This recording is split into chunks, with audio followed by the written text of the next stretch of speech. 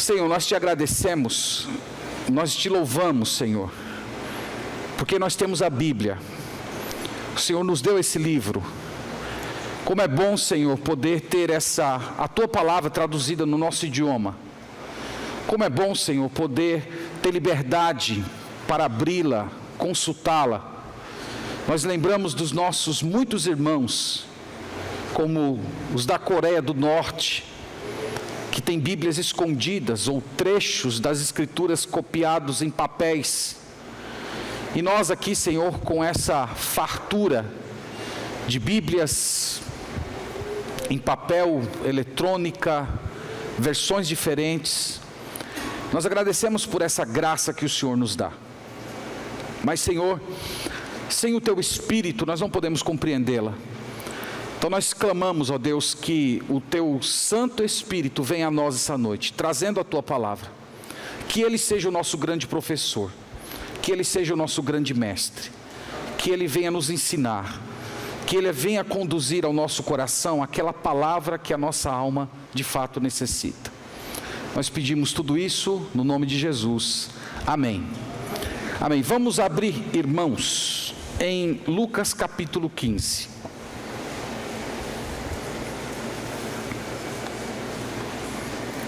Lucas, o Evangelho de Jesus, conforme Lucas, capítulo 15.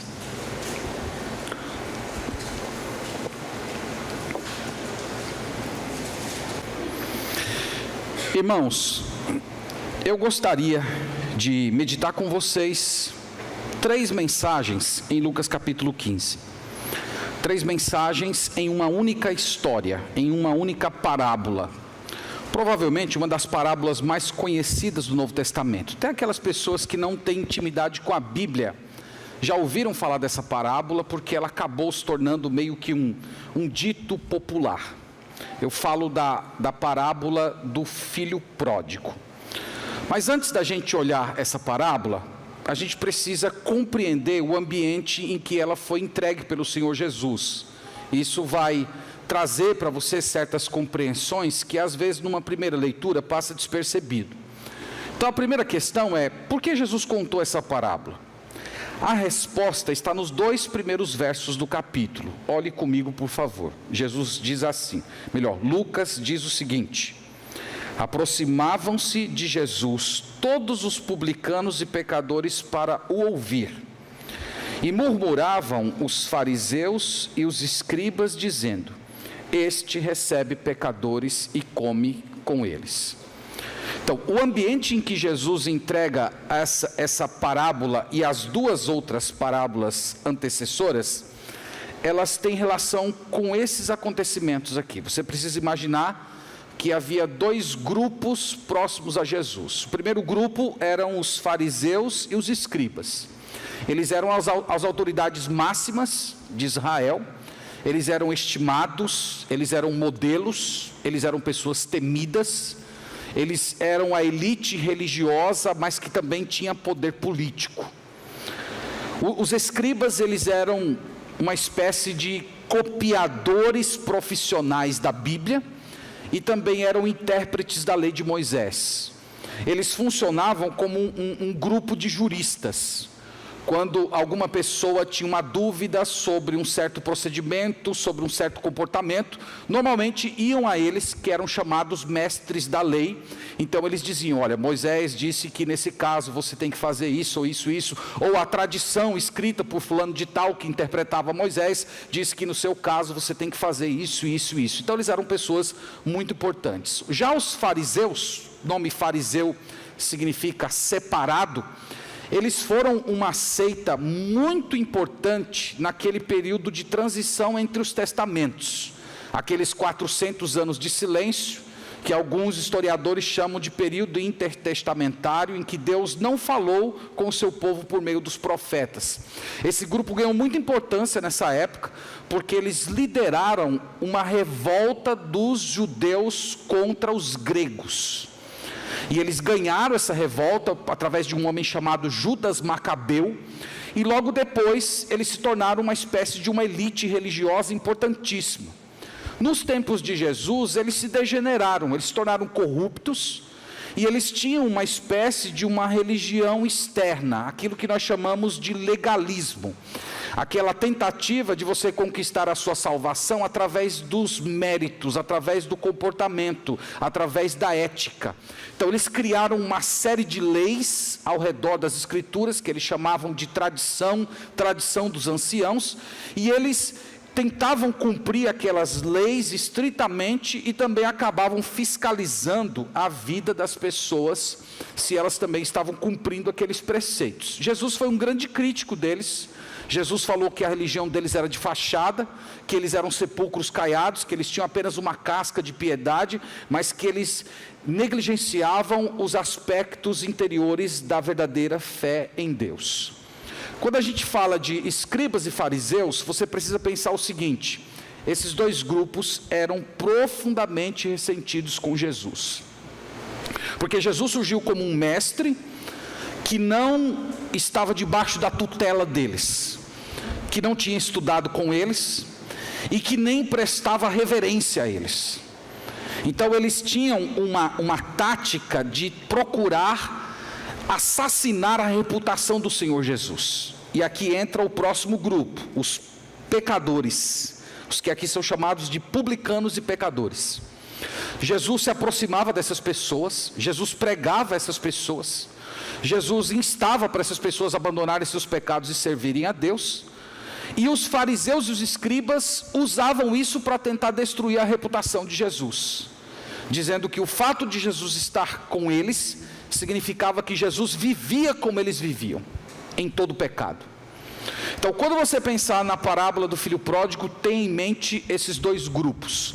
Jesus está falando de duas categorias de perdidos: os perdidos que sabem que são perdidos. Quem são aqui os perdidos que sabem que são perdidos? Publicanos e pecadores. E tem aqueles que se acham justos, que se acham bons, mas que são igualmente perdidos. Que são quem? Os escribas e os fariseus. E aqui você vê os dois filhos da parábola do filho pródigo. Você tem o filho pecador, que chuta o balde, que seria a figura dos publicanos e pecadores, e você tem a figura do irmão mais velho, que se acha certinho, que acha que nunca desobedeceu o pai, mas que ele é tão perdido quanto o mais novo. Então Jesus está focalizando esses dois grupos. Então Jesus contou aqui 3 parábolas, você deve saber disso. A primeira parábola, a partir do verso 3, é a parábola da ovelha perdida. A segunda parábola é a parábola da dracma, ou da moeda perdida. E a terceira parábola é a parábola do filho perdido. Então nas 3 parábolas o que temos em comum? Algo foi perdido. Na primeira parábola a ovelha, na segunda a moeda, na terceira o filho. Nas 3 parábolas há uma busca desesperada. O pastor deixa as 99 e corre atrás da ovelha. A mulher vai desesperada procurar a moeda que perdeu. O pai fica desesperado aguardando o retorno do filho. Nas 3 parábolas nós também temos a alegria do pastor que encontra a ovelha e chama todos para festejar com ele. A alegria da mulher que encontra a dracma perdida e também chama as pessoas para festejar com ele. E a alegria do pai que recebe o filho de volta e convida todos para fazer uma festa com ele. Então são 3 parábolas que tratam do mesmo tema, 3 parábolas que olham para esses dois grupos, os fariseus e os escribas, e os publicanos e pecadores. Então, pensando nisso, com todo esse contexto em mente, agora vamos ler a parábola e vamos tentar compreender o ensino de Jesus. Hoje nós vamos olhar o irmão mais novo, domingo que vem o pai, e no próximo domingo o irmão mais velho. Tá bom? Então fiquem conosco aí e acompanhem os 3 capítulos dessa novela do filho pródigo. Versículo 11. Continuou. Vocês estão vendo? Continuou. Porque Lucas começa assim? Porque ele está conectando essa parábola às anteriores. Então ele diz: continuou. Certo homem tinha 2 filhos. O mais moço deles disse ao pai: Pai, dá-me a parte dos bens que me cabe. E ele lhes repartiu os haveres.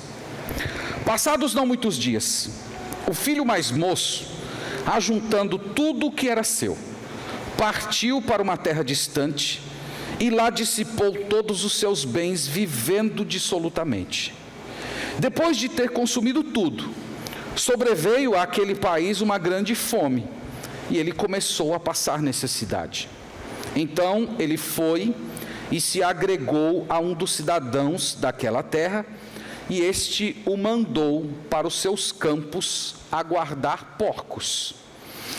Ali desejava ele fartar-se das alfarrobas que os porcos comiam, mas ninguém lhe dava nada.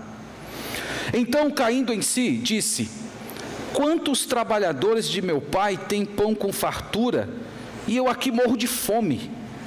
Levantar-me-ei e irei ter com meu pai, e lhe direi: Pai, pequei contra o céu e diante de ti, já não sou digno de ser chamado teu filho, trata-me como um dos teus trabalhadores. E levantando-se foi para o seu pai. Vinha ele ainda longe, quando seu pai o avistou, e compadecido dele, correndo, o abraçou e beijou. E o filho disse: Pai, pequei contra o céu e diante de ti, já não sou digno de ser chamado teu filho. O pai, porém, disse aos seus servos: Trazei depressa a melhor roupa, vestiu, ponde-lhe um anel no dedo e sandálias nos pés. Trazei também e matai o novilho cevado, comamos e regozijemo-nos, porque esse meu filho estava morto e reviveu, estava perdido e foi achado. E começaram a regozijar-se. Ora, o filho mais velho estivera no campo, e quando voltava, ao aproximar-se da casa, ouviu a música e as danças. Chamou um dos criados e perguntou-lhe que era aquilo. E ele informou: Veio teu irmão, e teu pai mandou matar o novilho cevado, porque o recuperou com saúde. Ele se indignou e não queria entrar. Saindo, porém, o pai procurava conciliá-lo. Mas ele respondeu a seu pai: Há tantos anos que te sirvo, sem jamais transgredir uma ordem tua, e nunca me deste um cabrito sequer para alegrar-me com os meus amigos. Vindo, porém, esse teu filho, que desperdiçou os teus bens com meretrizes, tu mandaste matar para ele o novilho cevado. Então lhe respondeu o pai: Meu filho, tu sempre estás comigo, tudo que é meu é teu. Entretanto, era preciso que nos regozijássemos e nos alegrássemos, porque esse teu irmão estava morto e reviveu, estava perdido e foi achado. Amém. Amém. Texto maravilhoso, texto lindo da palavra do Senhor. Irmãos, vamos ver os estágios da experiência do irmão mais novo.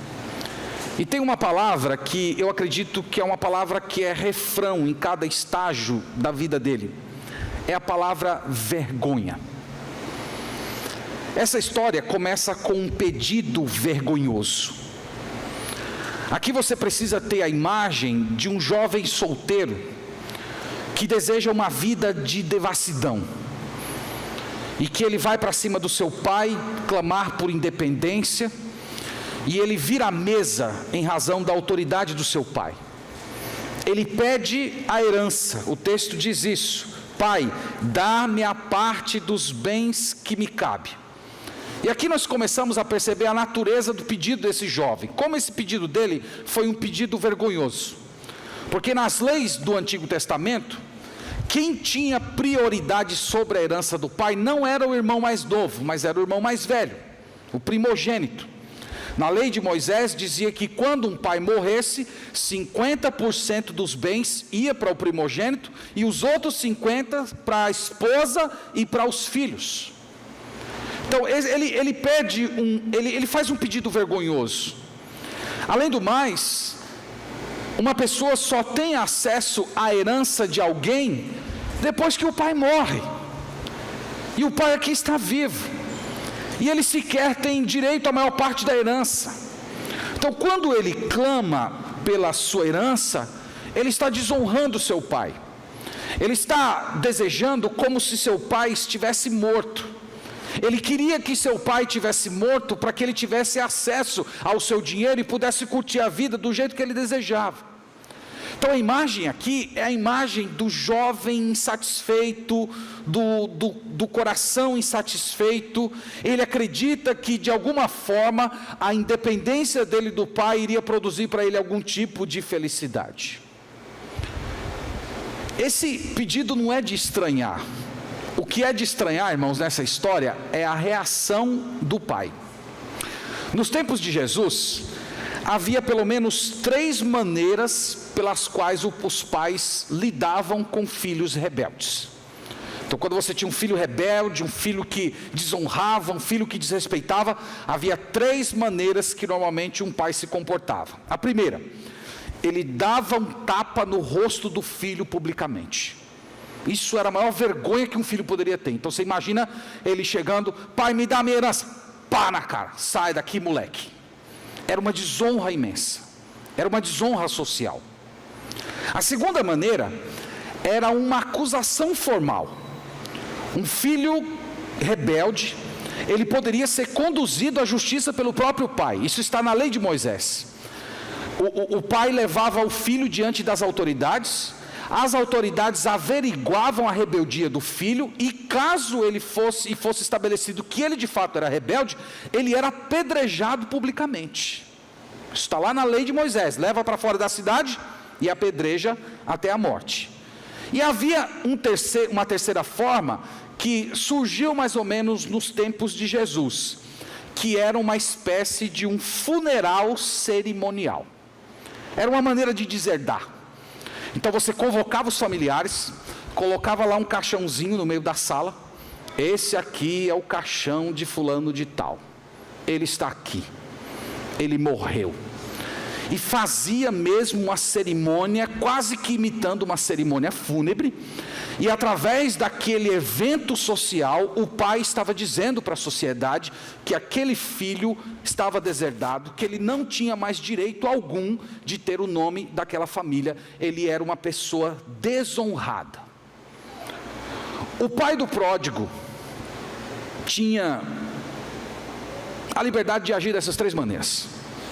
Mas para o nosso espanto, o que ele fez? Ele repartiu os bens. Ele foi generoso. Aqui você pode quase que ver os escribas e os fariseus ouvindo Jesus falar isso, e eles incomodados. Que pai é esse? Que homem é esse? Esse pai, ele não merece respeito. Esse pai é um pai fraco. Esse pai é um pai sem honra. Mas na história de Jesus, esse pai, ele escolheu o caminho do sofrimento. Ele escolheu viver um amor rejeitado. Ele escolheu um estado de vergonha pública. E aqui vocês sabem muito bem que o Senhor Jesus está preparando a mente e o coração dos seus ouvintes para ver nesse pai uma descrição do amor de Deus. Porque Deus, sendo justo e rei do universo, diante de pessoas pecadoras como nós, ele tinha todo o direito de nos destruir. Ele tinha todo o direito de nos deserdar. Ele tinha todo o direito de nos rejeitar, de tratarmos como se não tivéssemos nada com ele. Mas o nosso Deus, na história das Escrituras, ele é o Deus que escolheu sofrer. Ele é o Deus que escolheu viver um amor rejeitado. Ele é o Deus que escolheu amar pessoas que o desprezam. Ele é o Deus que escolheu carregar os nossos erros e sofrer na própria pele para nos livrar. Deus escolheu passar vergonha. Deus escolheu ser desonrado.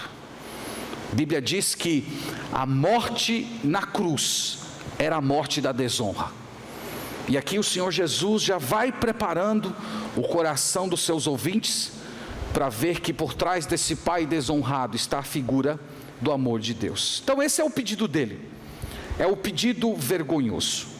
O segundo estágio, a gente vê a conduta vergonhosa desse rapaz. Depois dele se rebelar contra o pai, nós começamos a perceber o verdadeiro motivo da sua rebelião. O que ele queria? Ele queria sair de casa. O verso 13 diz que ele ajuntou tudo que era seu. Essa ideia de ajuntar tudo que era seu é falar que toda a herança que ele recebeu, ele transformou em dinheiro. Lembra que nos tempos de Jesus, as heranças diziam respeito principalmente a terras, a animais. Então esse jovem, ele pegou todas as terras que ele recebeu, os animais que ele recebeu, e transformou isso em dinheiro. Quando você estuda um pouco mais a fundo a parábola, você percebe que ele vendeu os bens do seu pai por uma bagatela. Ele não vendeu pelo preço que de fato representava. A gente sabe isso pelas leis do Antigo Testamento. Quem já leu ali o livro de Levítico com muita atenção, você sabe que nas leis de Israel, nenhuma terra era vendida perpetuamente. Quando se vendia uma terra, aquela pessoa ficava na posse da terra até o ano jubileu. E no ano jubileu, a terra voltava para o seu antigo dono. Então, esse pai aqui, ele era vivo ainda. O comprador, ou as pessoas que compraram as terras desse jovem, eles só poderiam ter a posse da terra depois que o pai morresse. Então, por essas indicações, dá para a gente ter a ideia de que de fato esse jovem vendeu essas terras por um preço bem menor do que elas representavam de fato. Então aqui nós temos a justificativa, porque o autor, aqui não é o autor Lucas, mas os editores chamaram de filho pródigo. A palavra pródigo significa esbanjador. Então ele está esbanjando o bem dos seus pais. Ele está esbanjando primeiro na maneira como ele negocia para poder juntar uma pequena fortuna e iniciar a sua aventura pelo pecado. Irmãos, aqui nós temos um pequeno retrato da tolice do pecado e da tolice na própria vida do pecador. O pecador, ele pensa apenas no momento. O pecador, ele pensa apenas naquilo que ele pode desfrutar naquela hora. Ele ignora o futuro, ele ignora os acontecimentos por vir, ele desperdiça todas as oportunidades e ele trata com desprezo as bênçãos do Senhor, as bênçãos pelas quais ele não trabalhou. Ele torce o nariz para aquela paciência de Deus, como diz lá em Romanos, que deveria levá-lo ao arrependimento. Então esse é o segundo estágio, é a sua conduta vergonhosa. O terceiro estágio eu chamei de fuga vergonhosa, porque o texto no versículo 13 diz que ele ajuntou tudo que era seu e partiu para uma terra distante. Quando ele diz que ele foi para uma terra distante, é para nos informar que ele saiu dos domínios do povo de Israel. Ele foi viver no meio dos gentios. Então, é como se o Senhor Jesus estivesse dizendo assim, que esse jovem, ele não está apenas abandonando a sua família, ele está abandonando a sua herança cultural, ele está abandonando a sua própria fé. Esse jovem, ele queria ficar em um lugar em que não houvessem conhecidos que viessem a reprovar o seu comportamento. Ele não queria ser admoestado, ele não queria ser exortado, ele não queria ser colocado contra a parede, e para que isso não ocorresse, ele foi o mais longe que ele poderia, para ele viver todas as implicações do seu pecado. Então, quando você vai ouvindo isso, novamente, tente aqui se colocar entre os ouvintes primários de Jesus. Pensa nos publicanos e pecadores dizendo: eu fiz um negócio parecido com esse aí, eu sou desse tipo, eu tenho uma vida dupla, eu sou essa pessoa que fica fugindo da vista dos outros, eu quero ir para lugares longes que ninguém me conhece e eu posso pecar à vontade sem reprovação. E do outro lado, pensa nos fariseus e escribas, enojados, dizendo: que jovem delinquente, ingrato, traidor, esse pai deveria ter feito o funeral dele há muito tempo. E aqui, meus irmãos, o que é que o pródigo desejava? Ele desejava prazer. prazer. As pessoas que estão sempre em busca de prazer, elas raramente pensam no futuro. Elas raramente pensam nas implicações das decisões que estão tomando hoje.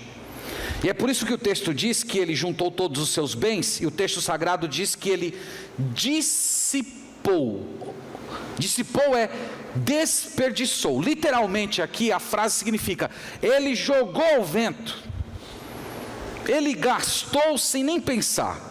O texto diz que ele dissipou todos os seus bens, vivendo dissolutamente. A palavra dissolutamente aqui significa irresponsavelmente, significa sem pudor. O irmão mais velho, no final da parábola, a gente leu lá ele dizendo: esse teu filho desperdiçou os bens com meretrizes. Foi assim que ele viveu. Então aqui você pode pintar a imagem daquele jovem bem arrogante, que se acha descolado, que acha que conhece o que é o mundo, bem imoral, que entra em festas, que entra em prostíbulos, cercado de falsos amigos, pagando bebida para todo mundo. E o texto diz no versículo 14 que ele consumiu todos os seus bens rapidamente. Irmãos, vejam que essa imagem é uma imagem tão atual, é uma imagem tão real dos nossos dias, porque os mesmos princípios que arrastaram o pródigo para essa situação, são os mesmos princípios que continuam cativando e fascinando o coração das pessoas hoje. São os mesmos princípios que continuam levando as pessoas para a destruição, a própria destruição psicológica, a destruição física, a espiritual, e por que não dizer a própria destruição eterna, a destruição da própria alma.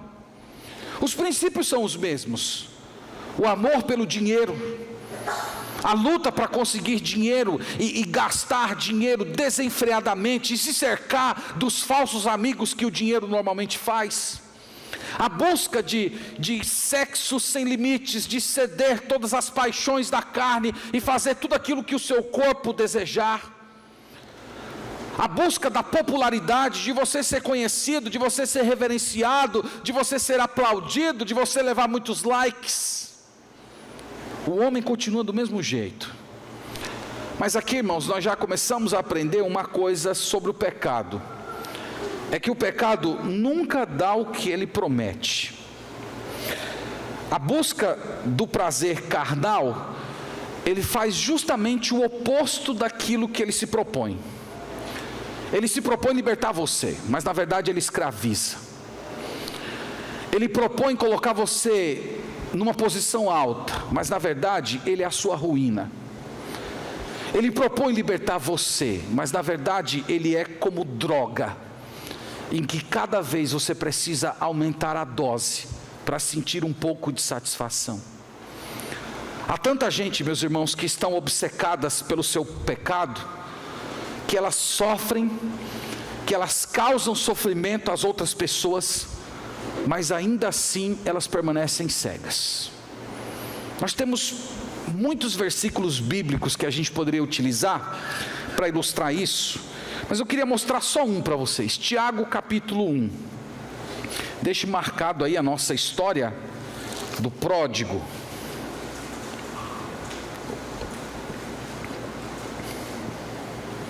Tiago 1, versículo 15.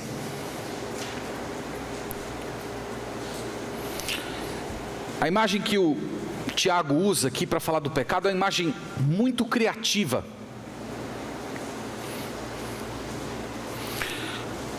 A imagem aqui é mais ou menos essa: um homem está andando na rua, ele encontra uma mulher belíssima, ele se sente profundamente atraído por essa mulher, ele tem relações com aquela mulher, ela fica grávida, nasce um filho, e aquele filho cresce e mata o próprio pai.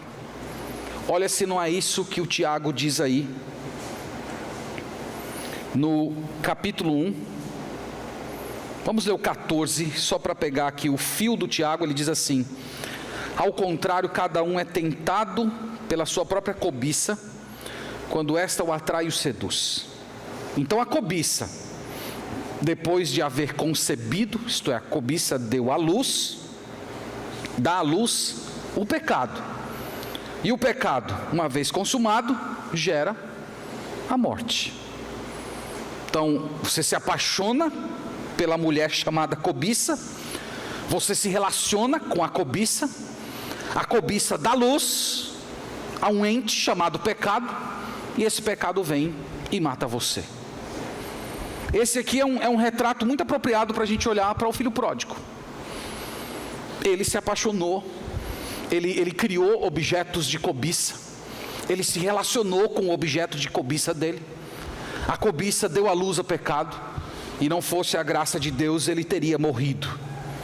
Então essa, irmãos, é a situação de tantas pessoas. As pessoas que se apaixonam por aquelas coisas que vão destruí-los.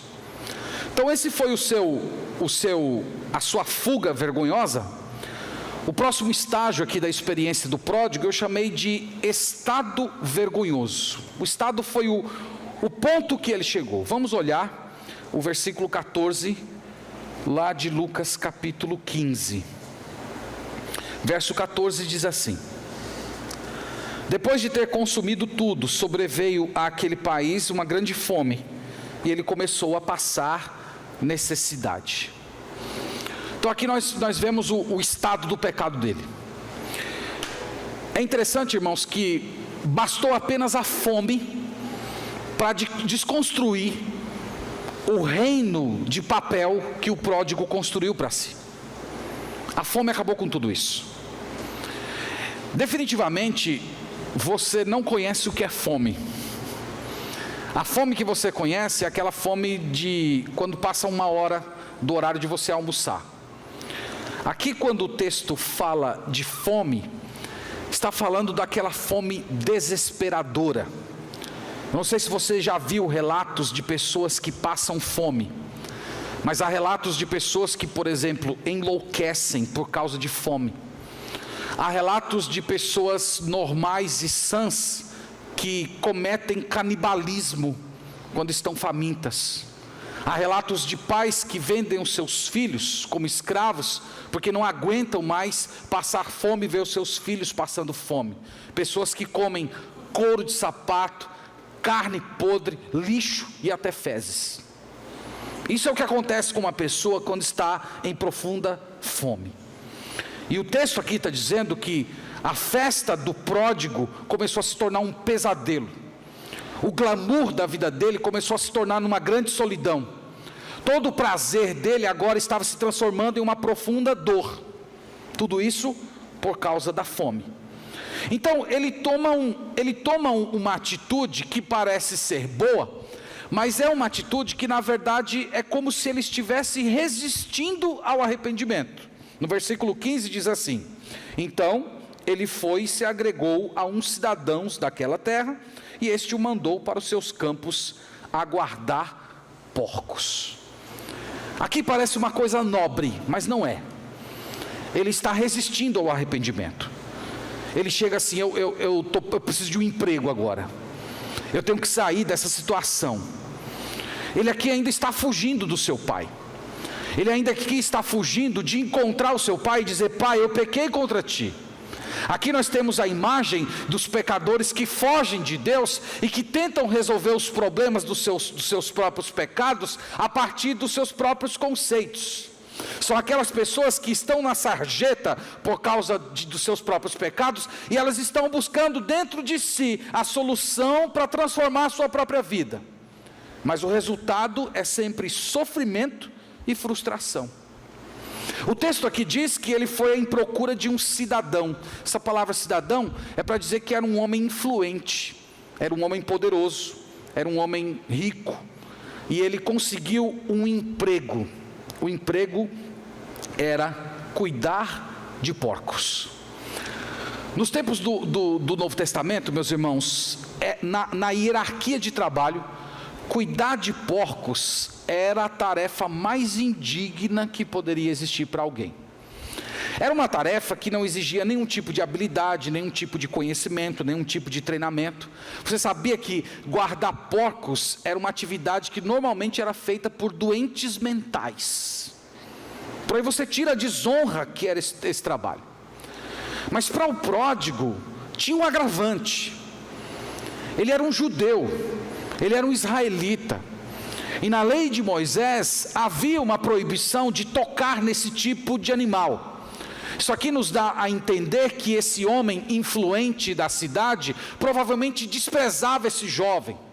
Pode ser que ele tivesse visto esse jovem no meio do seu glamour vazio, e agora que ele está lá pedindo emprego, ele concede a ele o emprego mais indigno para humilhá-lo dentro do seu pecado.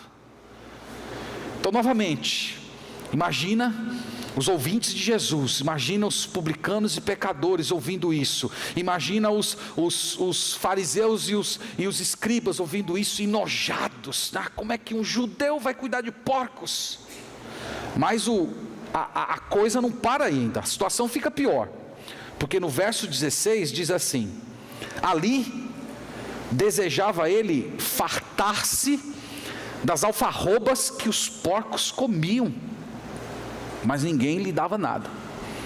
Ele desejou a comida dos porcos. Alfarroba, meus irmãos, é um tipo de vagem bem grande, que cresce na região do Oriente Médio, entre arbustos. As bichas são duras como couro, não tem valor nutritivo nenhum. Normalmente em épocas de estiagem, de grande seca, eles pegavam essas vagens e misturavam com um pouco de alimento para dar volume, para enganar o estômago dos animais. É quase como se fosse comer papelão. Mas a fome desse jovem é tão terrível, que ele desejou isso. Então você imagina aqui os escribas e fariseus ouvindo isso, dizendo: ele merece isso mesmo, ele desonrou seu pai, ele merece o inferno, ele merece coisa pior, ele está na situação que ele merece. E aqui, irmãos, novamente, nós somos colocados diante do que é o pecado. O pecado é uma rebelião irracional contra um pai amoroso, é uma afronta contra Deus, é o levantar os punhos contra o Criador. O pecado é você desejar como se Deus não existisse, para que você reine sobre a sua própria vida. Pecar é nada mais do que você negar a Deus o direito que Ele tem em conduzir a sua existência, em dizer para você o que é certo e é errado. E é por isso que a Bíblia diz que o salário do pecado é a morte, e que o menor pecado por si só, ele já é suficiente para condenar uma pessoa à eternidade de sofrimentos. E o pecado, ele sempre dá os maus frutos dele. Então o jovem aqui, ele é uma imagem do ser humano. Ele é uma imagem do ser humano sem Deus, que vira as costas para o Senhor, que resolve ser dono da sua própria vida, que despreza o seu amor, que foge do seu cuidado, que vive tendendo à rebelião, à luxúria desenfreada, aos desejos carnais. São as pessoas que trocam as alegrias do reino do Pai pelas migalhas e alfarrobas desse mundo, que nunca vão satisfazer o seu coração. Essa é a figura da humanidade sem Deus. E tem uma coisa que nós aprendemos aqui, é que não há como você consertar a si mesmo. O jovem aqui está tentando resolver as coisas do seu próprio jeito, e não tem como você fazer isso. Não tem como você se curar através de terapia, autoajuda, álcool, drogas, mudar de bairro, trocar de cônjuge. Não tem solução, a menos que o Salvador amoroso encontre você, perdoe os seus pecados e coloque você na posição de filho. Você não vai ter paz no seu coração, você não vai ter nada além de morte e destruição.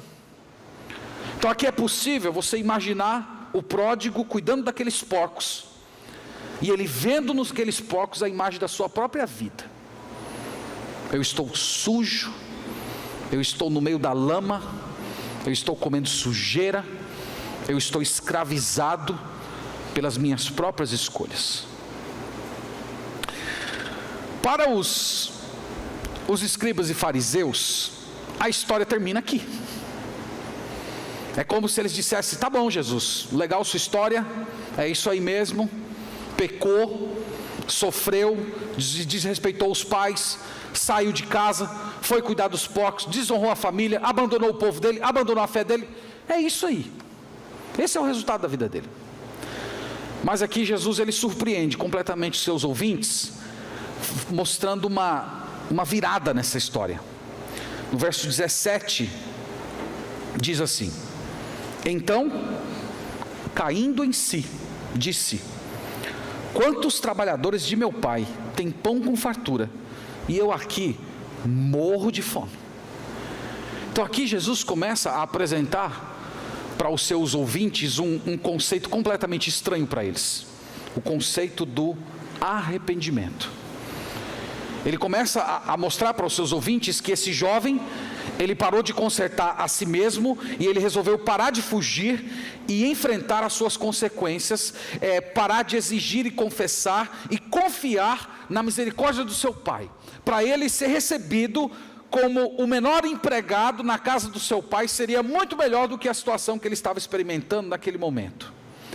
Ele começou a pensar na generosidade do seu pai. Ele lembrou que na sua época era comum os empregadores tratarem os seus empregados com injustiça, mas ele diz: meu pai não é assim, meu pai é um homem justo, meu pai é um homem bom, meu pai trata os estranhos com dignidade. E aqui, irmãos, nós vamos percebendo os primeiros sinais de arrependimento, porque ele começa a mudar a perspectiva em relação ao seu pai. Como é que ele via o seu pai antes de sair de casa? Ele via seu pai como um sujeito que tolhia ele. Ele via o seu pai como alguém que estava impedindo ele de sacar a sua herança e ir curtir a vida do jeito que ele queria. O pai dele era um estorvo. Ele queria que o pai dele morresse. Mas aqui a mente dele começou a mudar. Ele começou a perceber: meu pai é um homem bom, meu pai é um homem justo. Ele começou a perceber que ele havia sido egoísta, que ele havia simplesmente vivido buscando prazeres. Se o Senhor Jesus, irmãos, parasse a história aqui e fosse perguntar para cada um dos grupos: o que vocês acham que deveria acontecer? Provavelmente os escribas e fariseus iam dizer: esse cara tem que morrer, ele tem que sofrer, padecer até a última e morrer, não tem solução para ele. Se ele fosse perguntar para os publicanos e pecadores que se identificavam com a figura do mais novo, eles poderiam dizer assim: olha, talvez tenha uma chance para ele. Se ele voltar para a casa do pai e viver uma vida de arrependimento, uma vida de penitência, uma vida em que ele vai ser tratado até o fim dos seus dias como um empregado, talvez haja uma redenção para ele no final. Os dois grupos estão errados. Os dois grupos desconhecem o que é graça, que é o conceito que Jesus está trazendo aqui nessa história. Perdão completo, perdão em que você apaga completamente o passado, um perdão em que você restaura a pessoa completamente. Para os dois grupos, publicanos e pecadores, escribas e fariseus, esse conceito era completamente desconhecido. Então o texto aqui, irmãos, está dizendo que o que está acontecendo na mente desse jovem é o que a Bíblia chama de arrependimento. É uma mudança de mente, é uma mudança de ideia, é uma reversão de pensamento. O arrependimento nas Escrituras é muito mais do que uma mudança exterior, mas é uma perspectiva nova de enxergar a vida, é uma cosmovisão de Deus, é um tipo de comportamento em que você deixa de correr de Deus e corre para Deus, para receber perdão e restauração. Um outro elemento de arrependimento desse jovem está no verso 18, quando ele diz assim: levantar-me-ei e irei ter com meu pai e lhe direi: Pai, pequei contra o céu e pequei diante de ti. O elemento fundamental do arrependimento é o reconhecimento de que se pecou contra Deus. Esse jovem, com essa declaração, ele está dizendo que existe um pai que está acima do seu pai terrestre, e que esse pai foi o primeiro ofendido.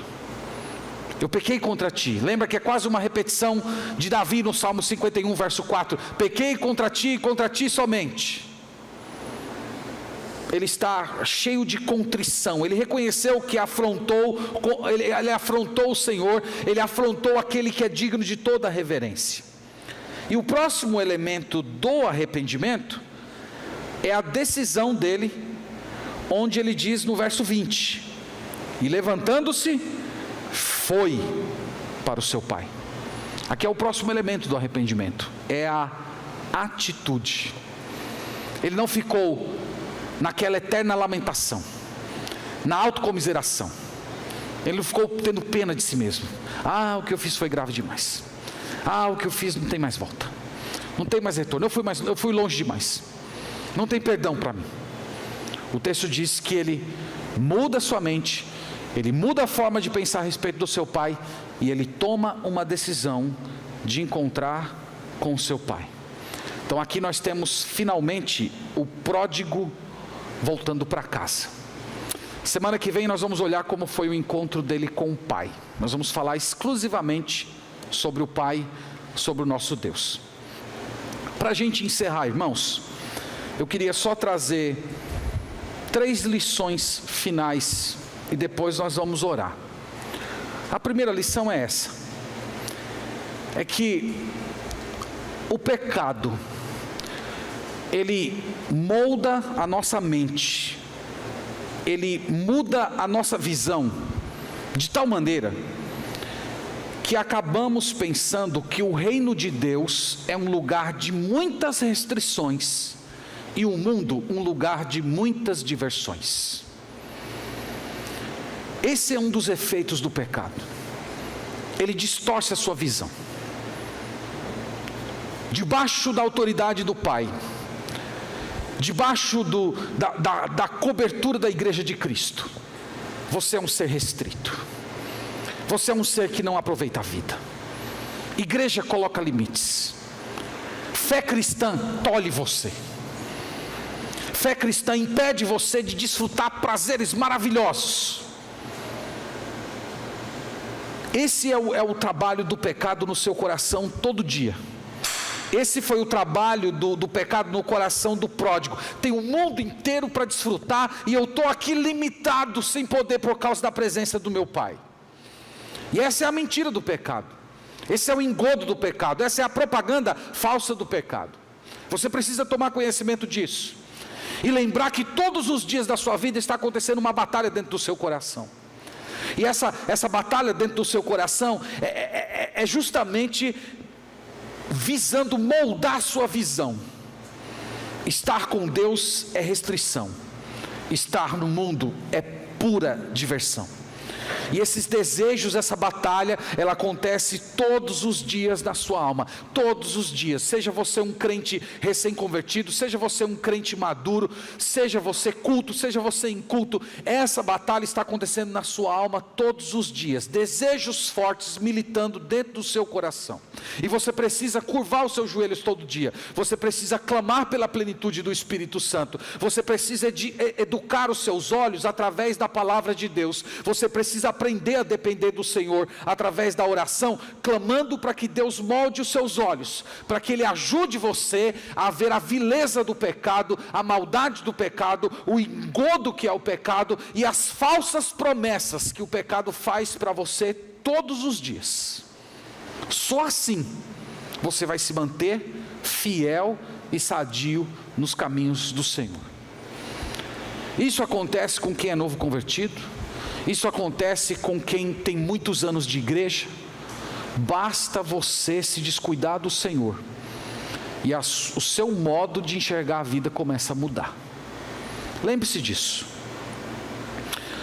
A segunda lição é um complemento dessa primeira, é que o pecado é um credor implacável. Ele cobra o seu preço, cobra um preço altíssimo. Quando eu morava no Ceará, eu via as pessoas dizendo assim, que se você tivesse um dinheiro para receber de alguém que não queria te pagar, era só você colocar a promissória na mão do cigano, e o cigano no instante fazia você receber o seu dinheiro em todinho, com juros e correção. O pecado é pior do que o cigano nessa colocação. Eu não tenho nada contra os ciganos. Ele promete a você prazer, alegria, satisfação, mas o preço é a escravidão. O preço é o aprisionamento da sua alma. O preço é a vergonha diante de Deus, diante dos seus irmãos, diante dos seus familiares. A própria vergonha interna, em que às vezes você é obrigado a se olhar no espelho e ver como você se tornou uma criatura tão distante de Deus, tão desfigurada, tão distante daquilo que Cristo planejou fazer em você. É vergonha. Esse é o preço do pecado. Por trás de todas as suas propostas de prazer, só existe escravidão, mentira e destruição. Então, se você chegou aqui essa noite e você se vê assim, completamente desfigurado, o Espírito Santo de Deus tem incomodado você, mostrando que você não deveria estar como você está, você não deveria estar onde você está, que era para você estar mais maduro, que era para você ter mais desejo por Deus, que era para você orar mais, que era para você buscar mais ao Senhor, mas você se encontra fraco, você se encontra como pródigo, lá no meio dos porcos, sem ver saída. Clame a Deus essa noite para Ele te tirar dessa situação. Clame a Deus para Ele te vindicar, do mesmo jeito que Ele tira esse pródigo e leva ele de volta para a casa do Pai. Você poder se reencontrar com o Senhor, você poder se reencontrar com a fé, com o crescimento espiritual, com a maturidade, com o desejo por Deus. Deus não salvou você para você viver desfigurado no pecado. Deus não salvou você para você viver no meio da impiedade, comendo as alfarrobas desse mundo. Deus te salvou para te colocar na posição de filho. Deus te salvou para te colocar numa posição de dignidade. Deus te salvou para te colocar um anel no dedo, sandália nos pés, roupa de filho, lugar de destaque na casa de Deus. O Senhor te salvou para isso. Então, no nome do Senhor Jesus, volte para Ele hoje, clame para que Ele traga você de volta. E por último, meus irmãos, vamos lembrar e louvar. O nosso Deus é o Deus que sofre. Louvado seja Deus por isso. Ele é o Deus que escolheu a vergonha. Ele é o Deus que escolheu o escárnio. Ele é o Deus que escolheu amar pessoas que não o amavam. A Bíblia diz que nós o amamos porque Ele nos amou primeiro. Ele é o Deus que escolheu ser rejeitado por nós. E Ele nos ama, Ele nos espera, Ele nos dá o seu Espírito. Você precisa lembrar que Deus é a pessoa que mais sofre com o pecado nesse mundo. Deus é a pessoa. Deus sofreu na pele, vendo seu filho enfermar, vendo seu filho recebendo toda a nossa culpa, recebendo o castigo que nos traz a paz, caindo completamente sobre Ele. Deus mesmo sofrendo, Deus mesmo derramando o seu sangue. Tudo isso para que os pródigos pudessem voltar para casa. Glorifique a Deus, honre ao Senhor, se alegre nele, honre-o, glorifique-o, cante louvores, ore, agradeça, dizendo: Pai, eu te louvo, porque Tu és o Deus que sofre. Que Deus, irmãos, nos abençoe e que Ele opere em nosso coração todos os dias com a sua graça, para que nós sempre tornemos para casa, para encontrar o nosso Pai amoroso que nos recebe de braços abertos. Amém. Vamos orar e vamos agradecer ao Senhor por isso. Pai Santo, nós te louvamos essa noite, nós te agradecemos, Senhor, por esse texto que acabamos de ler. Nós dizemos ao Senhor hoje que nós nos vemos na figura desse jovem. Nós somos semelhantes a ele, Pai. Nós temos desejos grandes no nosso coração. Nós temos lutas internas terríveis. Nós temos um coração que deseja o mal. Nós temos um mundo que nos fascina. E se não for a Tua graça, Senhor, nós podemos nos ver iguais a esse jovem, desfigurados, escravizados e lameados pelo pecado, nos alimentando das coisas do mundo, nos buscando satisfação naquelas coisas que nos destroem. Deus, tem misericórdia de nós. Nós clamamos para que o Senhor nos livre do mal, para que o Senhor nos livre do pecado, para que o Senhor não permita que nós caiamos nessa situação tão terrível e horrenda.